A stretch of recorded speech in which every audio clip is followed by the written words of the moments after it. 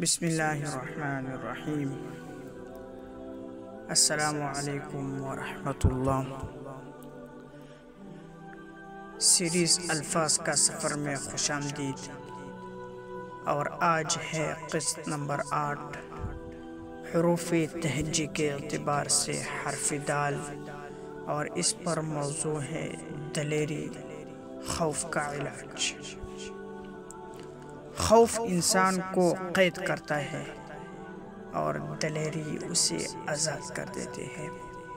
ہم سب کے دل میں خوف ہے، کسی کو غربت کا ڈر، کسی کو بیماری کا، کسی کو اکیلے رہ جانے کا، اور کسی کو ناکام ہونے کا۔ لیکن ایک بات یاد رکھو، خوف کبھی ختم نہیں ہوتا، یہ صرف بدلتا ہے، اور اس کا علاج صرف ایک ہے، اور وہی دلیری۔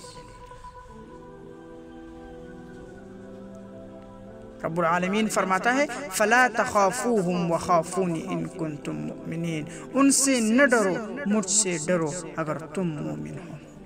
یہ آیت بتاتی ہے کہ اصل دلیری کا راز ایمان میں ہے۔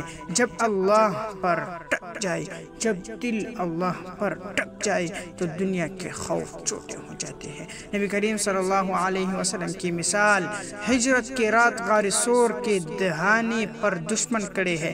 حضرت ابوبکر رضی اللہ عنہ کے دل میں ہلکے سے گھبراہٹ آتی ہے، لیکن نبی کریم صلی اللہ علیہ وسلم فرماتے ہیں لا تحزن ان اللہ معنا، غم نہ کرو، اللہ ہمارے ساتھ ہے۔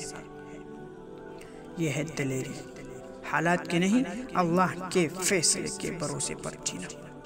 خوف تمہیں کوشش سے روکتا ہے، یہ تمہیں قید کر دیتا ہے ایک ایسے پنجرے میں جس کے دروازے کھلے ہیں، مگر تم باہر قدم رکھنے سے ڈرتے ہو۔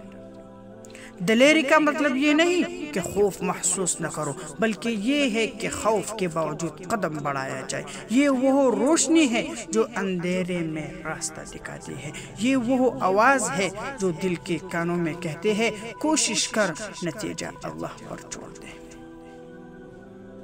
اپنے ایمان کو مضبوط کرو، یاد رکھو اللہ سے بڑھ کر کوئی طاقتور نہیں۔